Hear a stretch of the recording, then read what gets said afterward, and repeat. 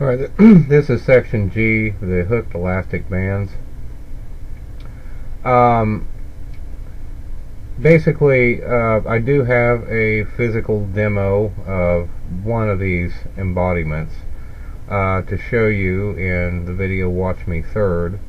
So you can watch that, and for a description of the concepts and uses and some other miscellaneous points, you should watch the Watch Me Last important video. So basically, I'm just going to keep this discussion very short and brief. Basically this is simply a rubber band with a hook on the end of it, and the hook has a handle, so you can actually grip it. This allows you to do things like you see here, in figure G3, like wrap a furled up set of plans. That's when I came up with this idea back when I used to be a draftsman. It's what inspired me on this. The point is, though, is these things can be hooked, to each other too, to make a much larger elastic band, and it's just very, very easy to attach and detach it from an object. This kind of this kind of product, is the sort of thing that, like I said, there are a lot of potential applications for, but it's kind of like a, almost like a paper clip where, you couldn't have imagined, the inventor of the paperclip couldn't have imagined all the uses a paperclip might have had. And this little rubber band product can actually have a heck of a lot of uses. There's a lot of times that I've, could have used something like this. But again, I'll discuss more of that in the final video of the series.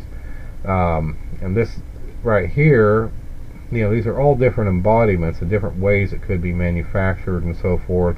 Some of them easier to automate than others, because I know whoever does this ultimately will want to invest in some capital equipment to do this, a custom machine, to have it automated. Although the nice thing about this to some extent is if you wanted to do a limited test run in China to do some test marketing with, you could have a lot of these made either manually or semi-manually just to do a test market with it. But it's one of those products that really could be useful and really could be quite big. But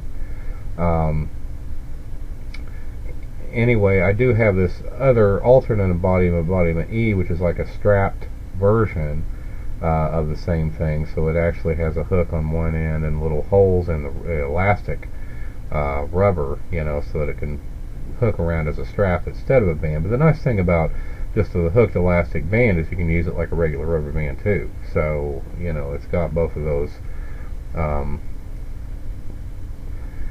options. But I have a feeling this is the type of product that when more people get their hands on it are going to find more and more uses for these little things. So but it would be a the kind of product that would take some time to gestate, some time to grow, probably. Like I said, you can see some of the embodiments I have here in the 3D CAD files, and this shows that like a machine might start with a formed hook or forming a hook out of thin wire. And this is about, I actually used a paper clip to do this, but in my prototype, even though I didn't make a prototype of this particular version of it, but I used a paper clip here, but but similar wire thickness. And you might be asking, why don't they just use a paper clip? Because the paper clip doesn't have a handle on it, and that's the difference. I mean, a rubber band with a hook on it alone is not good enough. I mean, it makes it really hard to get that hook off, but with that little handle it just comes off great. And I do know that any architects and so forth could actually benefit from this, because I still use printed documents, because they still need those big prints that they work from. So I certainly know that's a potential market right there at the very least, because this would make it a lot easier, because rubber bands are sometimes pretty easy to get on the roll, but you can actually spend a lot of time trying to pull those rubber bands off. Sometimes they break on you, if they're wrapped around a big roll of plans, somebody wrapped it too tight or whatnot, and this would just come right undone. So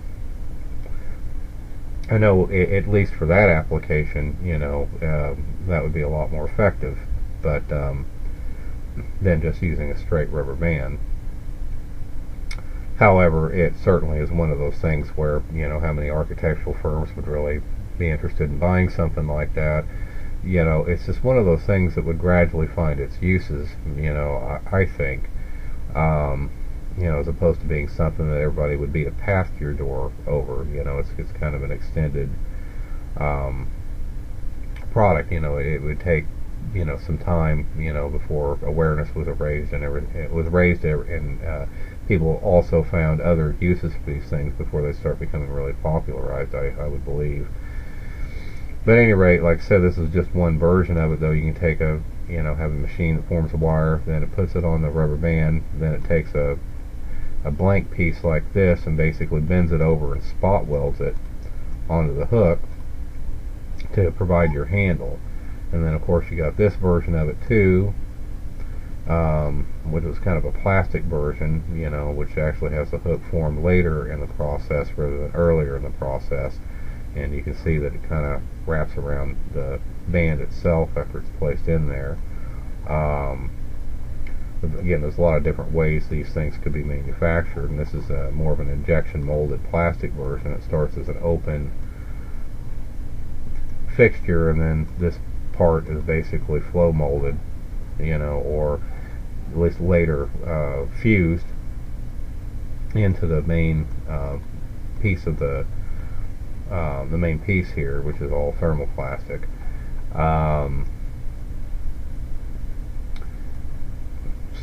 And here you can see some of these things actually just linked together. Like you saw in the PDF there. That's where this drawing basically came from. So, but like I said, I have several different embodiments here. But again, I'll have a demonstration video and maybe throw some other ideas for the use of this thing out. But definitely always read the patent, the text of the patent too, so you'll find other useful information there. So anyway, without further ado, you go on to the Watch Me Third video.